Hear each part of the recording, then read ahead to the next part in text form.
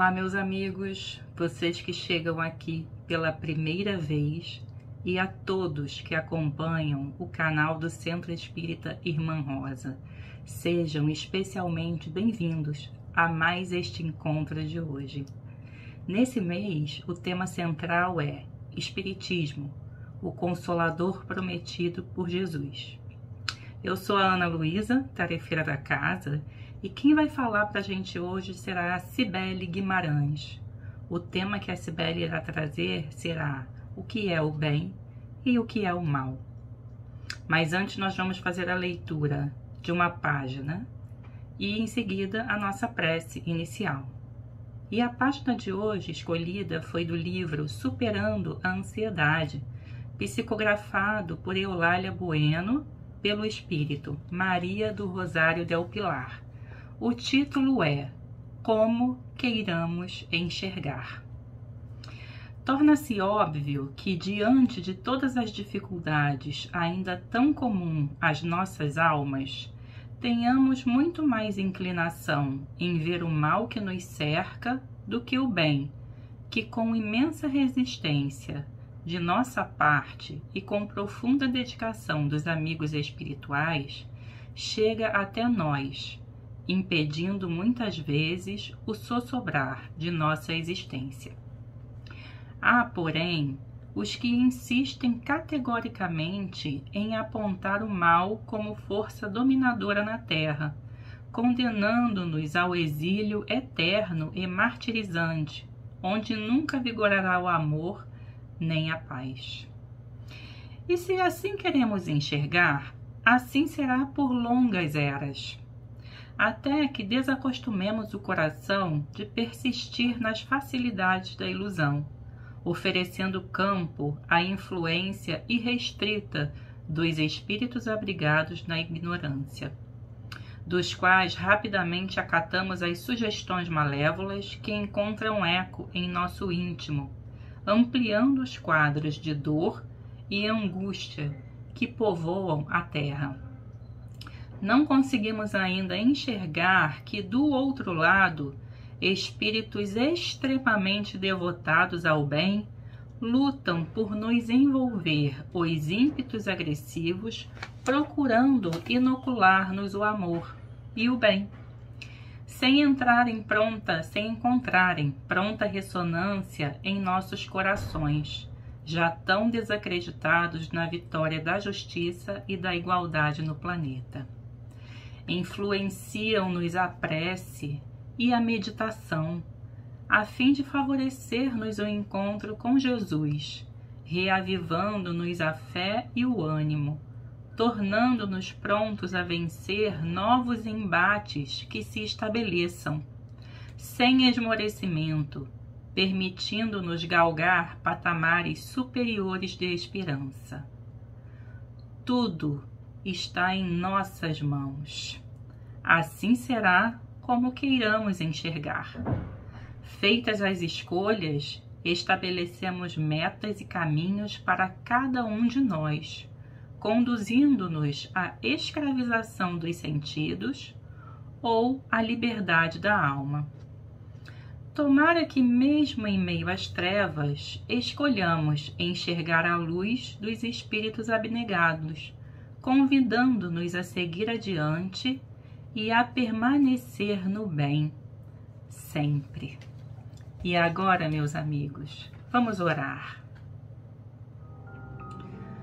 Vamos fechar os nossos olhos, elevar o nosso pensamento ao nosso Mestre amado Jesus e aos benfeitores desta casa de amor, o Centro Espírita Irmã Rosa, que possamos nos sintonizar com esses espíritos benditos que derramam seus bálsamos de consolo, de paz e de luz sobre todos nós neste momento e que se derramam sobre o nosso lar.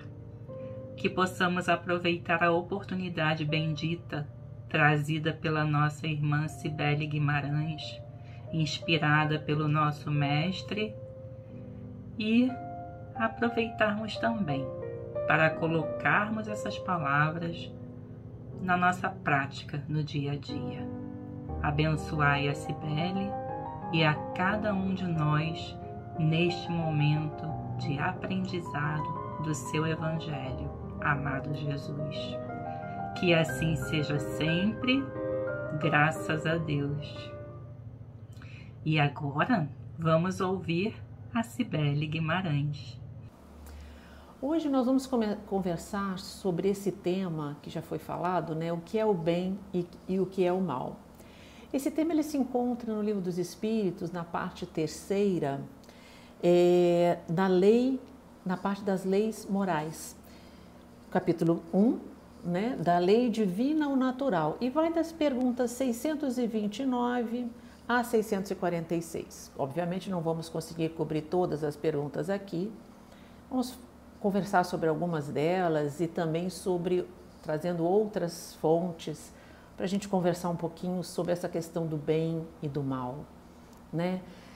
Quando a gente pensa no bem e no mal, pelo menos eu, quando penso no bem e no mal, nessa questão, me vem à mente uma frase de Paulo, que está na carta de Paulo aos Romanos, capítulo 7, versículos 19 a 20. Bem conhecida essa frase de Paulo, que ele diz assim: por que não faço o bem que quero, mas o mal que não quero, esse faço? Não somos nós perguntando isso? Porque hoje a gente não mais pratica o mal de forma deliberada, né? Ou pelo menos quero acreditar que não façamos mais isso, né? Que não pratiquemos mais o mal por vontade. Mas ainda em muitos momentos a gente se pega com esse mesmo questionamento de Paulo. Por que o bem que eu quero eu não faço e acabo fazendo o mal? Então nós vamos conversar sobre isso hoje. E a continuação dessa frase de Paulo é o seguinte: ora, se eu faço o que não quero, já o não faço eu, mas o pecado que habita em mim. Olha que interessante essa frase de Paulo. Ele diz que se eu faço o que não quero, já não o faço eu, mas o pecado que habita em mim. Então aqui é muito interessante que o que Paulo faz? Paulo, nesse momento, ele se separa. Ele não é o pecado, ele não é o erro. O erro, o pecado, ainda faz parte dele, como ainda faz parte de nós, porque somos espíritos de segunda ordem, espíritos ainda imperfeitos, estamos ainda em processo de evolução. Então, mesmo quando a gente não quer mais cometer certos erros, a gente ainda os comete. Mas por causa, como diz Paulo, desse pecado que habita em mim. Se ele habita, ele não é meu, ele não é parte de mim, ele está habitando. Então eu posso remover esse pecado, remover esse vício, remover isso que não me serve de mim. Então eu entendo essa frase de Paulo dessa maneira. E aí, para aguçar a nossa curiosidade aqui sobre o tema, vou trazer uma história que está no livro Cartas e Crônicas, né, de psicografia de Francisco Cândido Xavier, pelo irmão X, está lá no capítulo 7 desse livro. Nesse conto, nessa história, conta-se que Kardec, uma noite, se recolhe ao leito, muito impressionado com um sonho sobre o qual ele havia tomado conhecimento, o sonho de Lutero, né, do grande reformador. E que Lutero acreditava que durante o sonho ele tinha estado no paraíso. Então Kardec vai dormir muito impressionado com a narrativa desse sonho que alguém havia narrado para ele. E quando ele adormece, Kardec também se vê fora do corpo, se vê em desdobramento. E junto dele ele identifica um enviado, um benfeitor dos planos superiores. Só que esse benfeitor, esse enviado dos planos superiores, ele não leva Kardec para o paraíso. Ele leva Kardec para uma região onde havia gemido, onde haviam entidades sofredoras, onde havia gritos, soluços, cólera. E Kardec então se impressiona com aquilo tudo e ele pergunta então para o benfeitor que lhe servia de guia: jazem aqui os crucificadores de Jesus? E o guia informa: nenhum deles. Mesmo sendo responsáveis, eles desconheciam na essência o mal que praticava. E o próprio mestre os auxiliou a se desembaraçarem desse remorso. E eles conseguiram abençoadas reencarnações e efetuar o resgate perante a lei. Então Kardec pergunta: então esses que gemem, esses que sofrem, são os imperadores romanos que tantos suplícios impuseram à humanidade? Mais uma vez, o enviado celeste diz: nada disso. Homens da categoria de Tibério, de Calígula, não possuíam a mínima noção de espiritualidade. E alguns deles, depois de estágios regenerativos na Terra, já conseguiram se elevar a esferas superiores.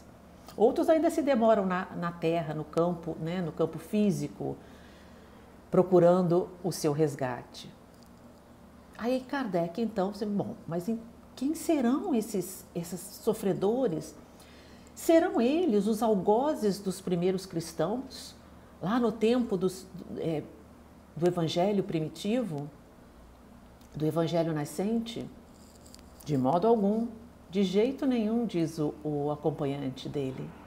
Os carrascos dos seguidores de Jesus, né, naqueles dias apostólicos, eram homens e mulheres quase selvagens. Tinham apenas as tintas da civilização. E todos eles foram encaminhados à reencarnação, adquiriram instrução, entendimento.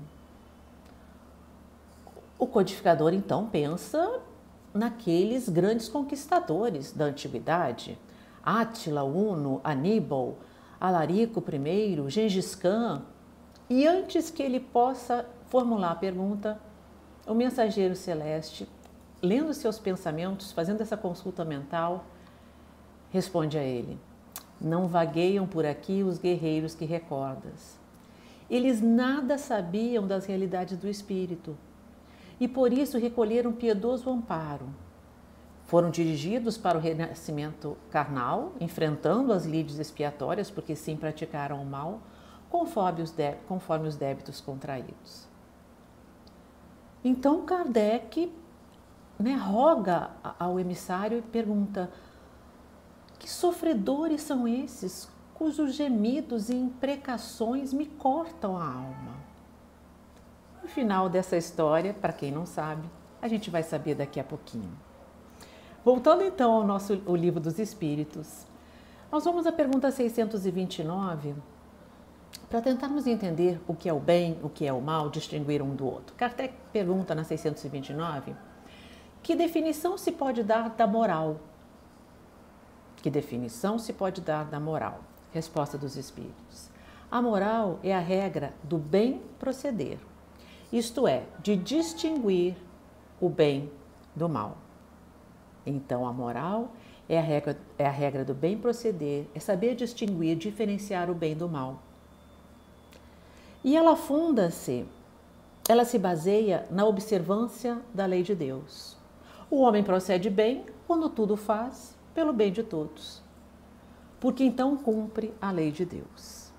Então a gente já começa a entender um pouquinho sobre o bem e o mal, não é? Porque seguir a lei de Deus, observar a lei de Deus, a gente vai estar praticando o bem.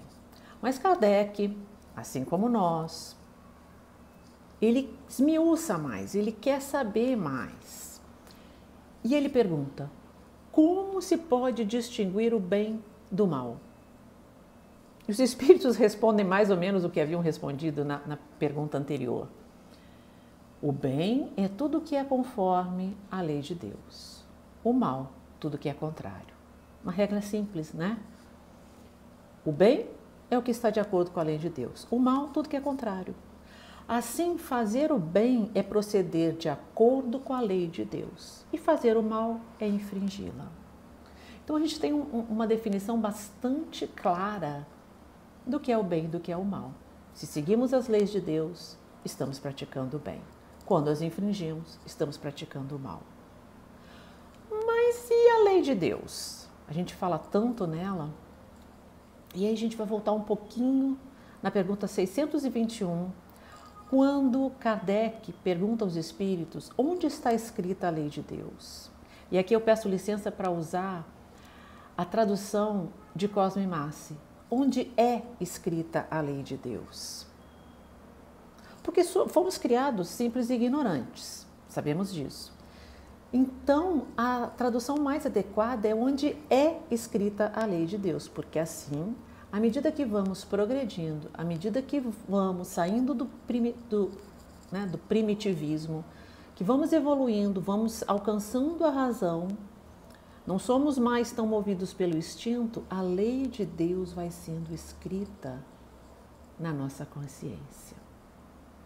Porque hoje nós, espíritos imperfeitos que somos, mas não podemos dizer que somos simples e ignorantes. Então, nas nossas consciências já está escrita a lei de Deus e ela foi escrita à medida em que fomos passando pelos diferentes estágios evolutivos. E na pergunta 621A, Kardec pergunta o seguinte: visto que o homem traz... Aí é o homem, né? Nós, agora. Visto que o homem traz em sua consciência a lei de Deus, que necessidade havia de lhe ser ela revelada? Já não está na nossa consciência porque já fomos evoluindo, por que ela precisa ser revelada? Ele, nós, os homens, a esquecera e desprezara. Quis então Deus lhe fosse lembrada. Então, não podemos dizer que ignoramos a lei de Deus, porque ela foi sendo escrita na nossa consciência à medida que fomos evoluindo. Ela vem sendo lembrada porque nós desprezamos, nós a esquecemos, e ela vem sendo lembrada não só por Jesus, mas por tantos outros emissários que já passaram por essa terra, trazendo os ensinamentos de Deus. E Jesus vem reforçando esses ensinamentos e nos traz o amor, nos traz tantos ensinamentos que não creio que alguém nunca tenha ouvido falar em Jesus ou nas leis de Deus, mesmo que não acredite, mesmo que não siga, mas já ouviu falar. Então, não temos muitas desculpas para não seguir esses ensinamentos de Deus, a lei de Deus. E aí na pergunta 631, Kardec pergunta o seguinte: tem meios o homem de distinguir por si mesmo o que é o bem e o que é o mal? Então, tem meios o homem de distinguir por si mesmo o que é bem do que é mal? Então, Kardec volta nesse tema, né? Distinguir, a gente já sabe que é seguir as leis de Deus, ele já foi falado, mas tem o homem meios de distinguir o que é bem do que é mal? Resposta dos espíritos: sim, quando crê em Deus. Então, sim, a gente consegue distinguir. Mas tem uma condição aí. Quando crê em Deus e o quer saber. Porque muitas vezes a gente não quer saber. A gente prefere se manter na ignorância. A gente não quer evoluir. A gente prefere ficar estagnado. Então temos sim condições de distinguir o bem do mal.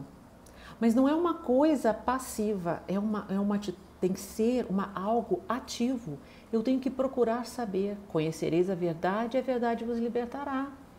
Então eu tenho que ir atrás dessas informações, mesmo já tendo sido passadas por tantos emissários de Deus que vieram à Terra nos auxiliar. Mas nós temos que ir sempre em busca de conhecer, de estudar, para que ela vá, para que ela se torne automática, para que essas leis, a distinção do bem e do mal, ela se torne automática em nós. Como respirar, para que a gente não precise nem pensar. Mas isso requer trabalho, não acontece de uma hora para outra. Continuam os espíritos, Deus lhes deu a inteligência para distinguir um do outro. Então somos seres inteligentes, somos seres dotados de inteligência. E quando fazemos bom uso dessa inteligência, buscando o conhecimento das coisas que nos elevam, conseguimos distinguir o bem do mal. Aí Kardec, na 632, tentando assim nos ajudar, né? Kardec fala o seguinte: estando sujeito ao erro, né? Porque somos espíritos ainda inferiores, né? Espíritos ainda em evolução. Então, estando sujeito ao erro, não pode o homem enganar-se na apreciação do bem e do mal e crer que pratica o bem quando na realidade pratica o mal? Resposta: Jesus disse: vede o que queríeis que vos fizessem ou não vos fizessem. Tudo se resume nisso: não vos enganareis. Simples e direta a resposta dos espíritos, assim como foi simples e direta essa mensagem de Jesus, que Mateus transcreve no seu Evangelho no capítulo 22, versículos 37 a 40. Amarás ao Senhor Deus de todo o teu coração, de toda a tua alma e de todo o teu espírito. Esse é o maior e o primeiro mandamento. O segundo é semelhante a esse: amarás ao teu próximo como a ti mesmo.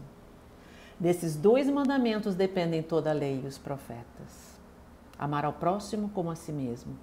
Fazer ao outro aquilo que eu quero que faça para mim. E não fazer ao outro aquilo que eu não quero que me façam.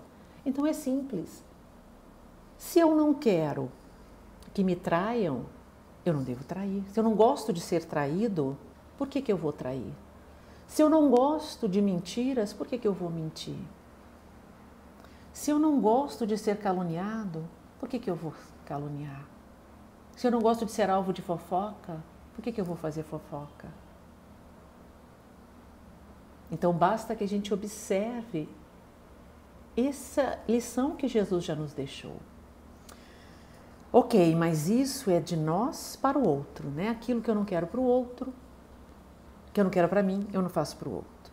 Aí na 633, Kardec faz o seguinte: ok, a regra do bem e do mal, que se poderia chamar de reciprocidade ou de solidariedade, ela é inaplicável, não dá para se aplicar ao proceder pessoal do homem para consigo mesmo, né?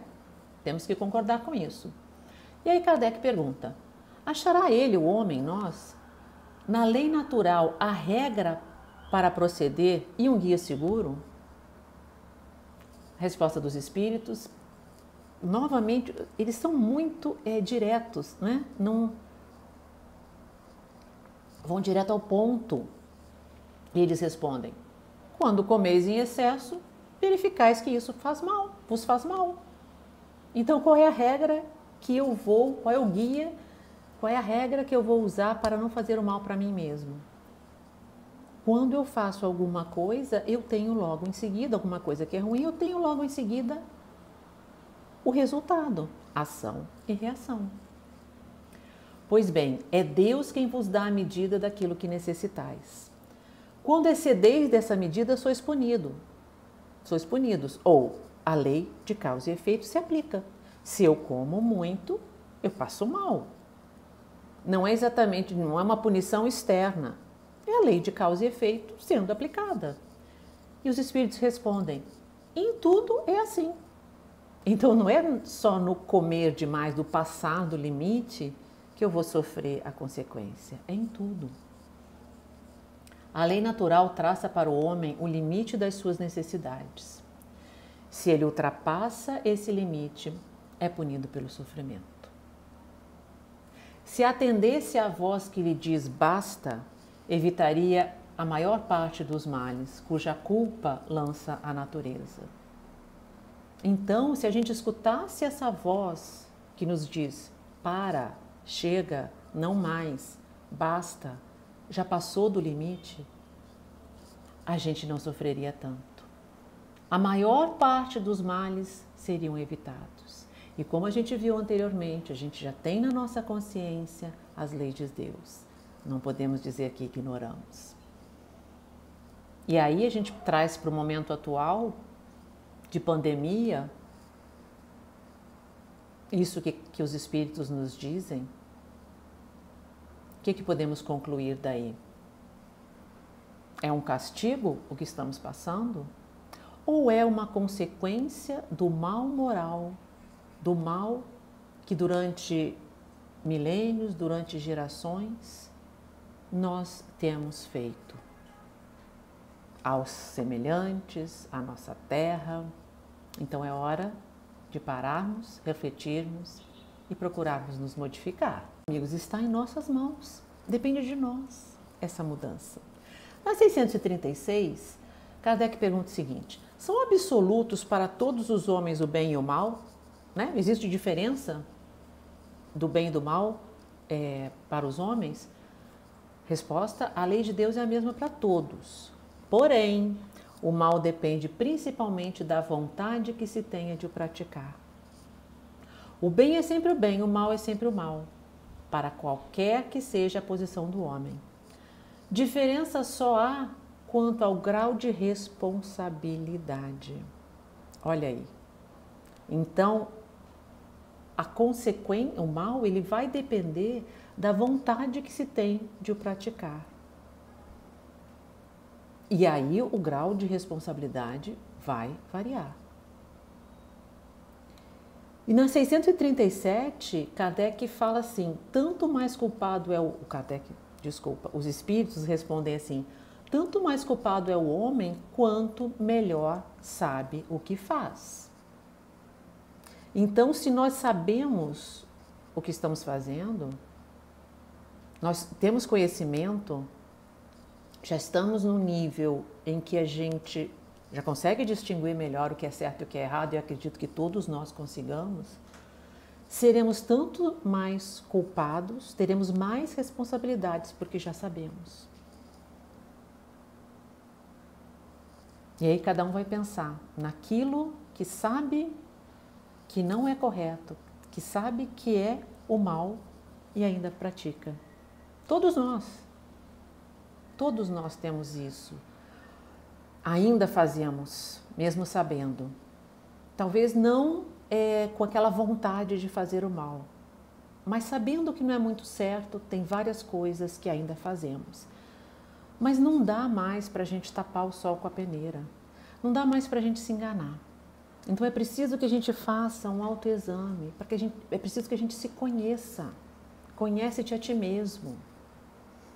É preciso que a gente se analise, que a gente se encare. Eu tenho esses e esses vícios, e eu tenho essas e essas virtudes. Não quero mais esses vícios. E cada um vai escolher aqueles que quer combater. Não vamos poder combater todos ao mesmo tempo.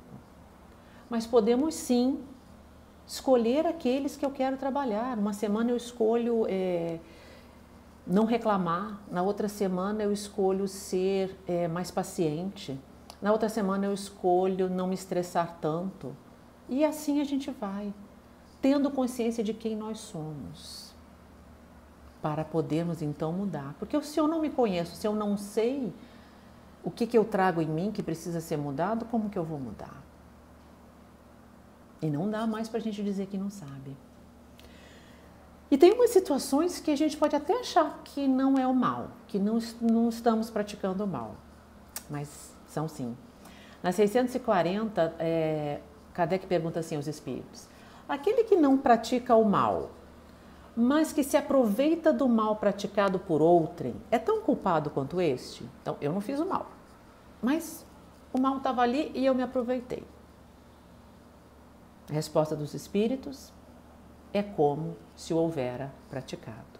Então, mesmo que eu não pratique o mal, mas uma vez o mal estando ali e eu tire vantagem daquele mal, eu me aproveite de alguma maneira daquele mal que foi feito, mesmo por outra pessoa, é como se eu o tivesse praticado. Aproveitar o mal é participar dele. Eu vou estar sendo cúmplice, eu vou estar participando. Talvez não fosse capaz de praticá-lo, talvez nós não fôssemos capazes de praticá-lo, mas desde que, achando o feito, dele tira partido. É que o aprova.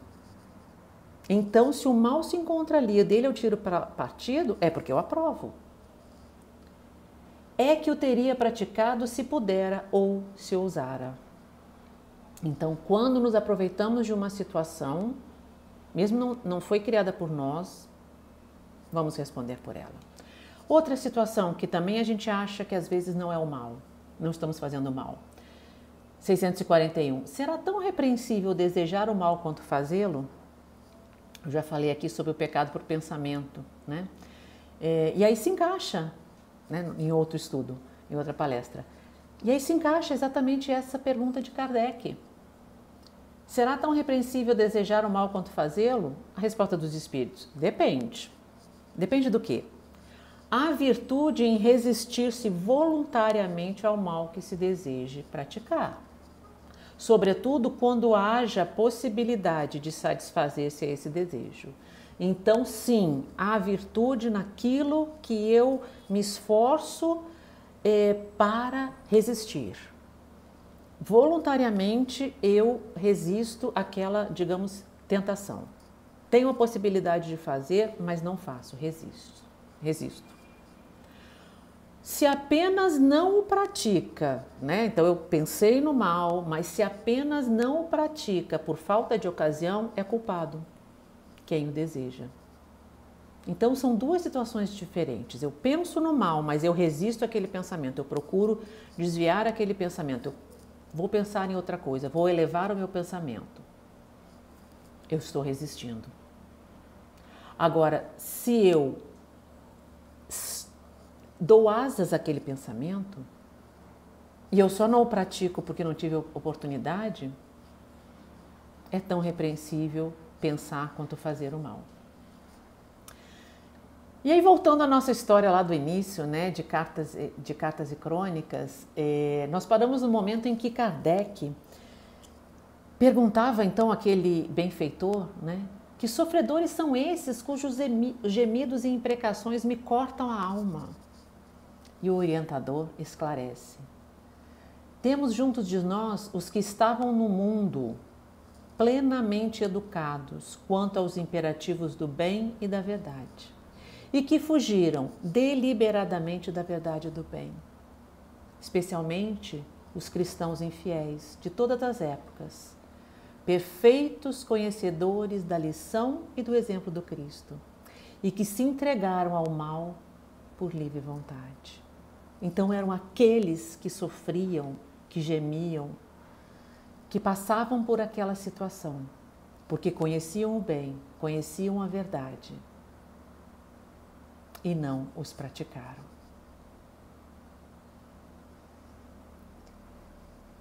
Chocado então Kardec, né, com aquela observação, ele regressa ao corpo de imediato e na manhã seguinte ele se levanta e prepara a pergunta 642 que seria apresentada aos espíritos, porque naquele momento em que acontece esse sonho, Kardec estava redigindo as perguntas para serem colocadas no Livro dos Espíritos. E qual é então essa pergunta 642?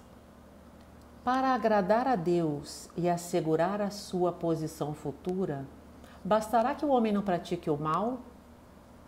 Essa a indagação que Kardec propõe aos espíritos. A resposta dos espíritos: não. Cumpre-lhe fazer o bem no limite de suas forças, porquanto responderá por todo o mal que haja resultado de não haver praticado o bem. Então, basta não só não fazer o mal? Não. Temos que fazer o bem no limite das nossas forças, porque responderemos também por todo o mal que vier de não termos praticado o bem. Porque em quantas ocasiões nós temos oportunidade de fazer o bem e por preguiça, por acomodação, vai dar muito trabalho, a gente não faz nada. Coisa simples. Nesse momento agora de pandemia, eu tenho certeza que muita gente adoraria receber uma videochamada, ouvir a nossa voz do outro lado. É um bem que a gente pode praticar. E a gente opta, às vezes, por não fazer. E eu poderia, nesse momento, com essa minha ligação, estar deixando aquela pessoa mais feliz, auxiliando aquela pessoa a sair, às vezes, até do estado depressivo. Na 643, Kardec pergunta o seguinte: haverá quem, pela sua posição, não tenha possibilidade de fazer o bem? Algum de nós, né, estaria impossibilitado de fazer o bem? Não há quem não possa fazer o bem. Estando em relação com os homens, né, se nós estamos em relação com os outros homens, sempre se tem ocasião de fazer o bem. Não há dia da existência que não ofereça a quem não se ache cego pelo egoísmo oportunidade de praticá-lo. Então nós temos a possibilidade de praticar o bem em todos os momentos da nossa vida, em todas as situações. Não é somente em ser caridoso, mas em ser útil. Os espíritos falam. Então nós podemos ser úteis a todo momento. Quando a gente não descarrega a nossa raiva em cima do outro, eu estou fazendo bem. Quando eu não reclamo tanto, eu estou fazendo um bem. São tantas as oportunidades que a gente tem de fazer o bem. Quando eu espalho de alguma maneira os ensinamentos de Jesus, eu estou fazendo bem. Quando eu dou um bom dia com um sorriso, eu estou fazendo bem. E muitas outras situações. Finalizando então na 646, pergunta Kardec: estará subordinado a determinadas condições o mérito do bem que se pratique? Kardec fala por outra, né? Parafraseando a sua própria pergunta. Será de diferentes graus o mérito que resulta da prática do bem? O mérito do bem está na dificuldade em praticá-lo. Nenhum merecimento há em fazê-lo sem esforço e quando nada custe. Então, se para mim é muito fácil alguma coisa, o bem que vem disso que eu faço, que é fácil para mim, tem o seu mérito. Mas ele terá mais mérito quando aquela prática do bem exigir mais de mim. Se para mim é difícil manter a boca fechada para não fazer uma fofoca, quando eu consigo, isso tem um grande mérito. E isso vai ser individual, cada um vai achar dentro de si qual é o bem que é mais difícil de praticar e começar a se esforçar a praticá-lo, um pouquinho de cada vez, até que ele tome conta de nós. Em melhor conta tem Deus o pobre que divide com o outro o seu único pedaço de pão, do que o rico que apenas dá do que lhe sobra, disse o Jesus a propósito do óbolo da viúva. Então aquilo que é fácil para a gente, é tão fácil. E é esse que a gente pratica geralmente mais, né? Aquilo que é difícil, a gente se esquiva. Mas não dá mais para a gente fugir de nós mesmos. E aí tem, para finalizar, eu gostaria de trazer Joana de Ângeles, que é no livro Conflitos Existenciais na Psicografia de Divaldo. A passagenzinha, o pedacinho, está se referindo à raiva, à terapia da raiva, quando Joana vai falar sobre a raiva. Mas serve para todos os nossos vícios. Olha o que Joana fala. O hábito que deve ser cultivado de considerar-se pessoa portadora de virtudes e deficiências plausíveis de corrigenda.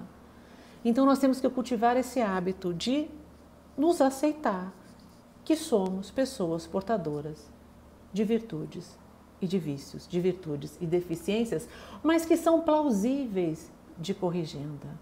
Então todos nós temos um lado bom e um lado ainda não tão bom, mas esse lado não tão bom, ele pode ser corrigido. Estando sujeita às variações de humor, estamos sujeitos a variações de humor, de comportamento, ora praticamos o bem, ora praticamos o mal que não queríamos, e o bem que a gente queria a gente não consegue praticar. estamos suscetíveis de contrariedades, de distonias, mas tudo isso predispõe à vigilância. Então, o que Joana nos fala?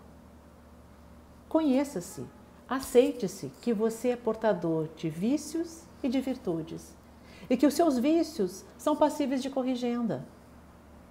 Então, não nos culpemos quando a gente ainda não consegue praticar o bem que queria e praticamos o mal que não queríamos. Lembremos Paulo de Tarso, que fala que é esse pecado que ainda habita em nós. Mas esse pecado ele pode ser retirado. Nós somos passíveis, plausíveis de corrigenda.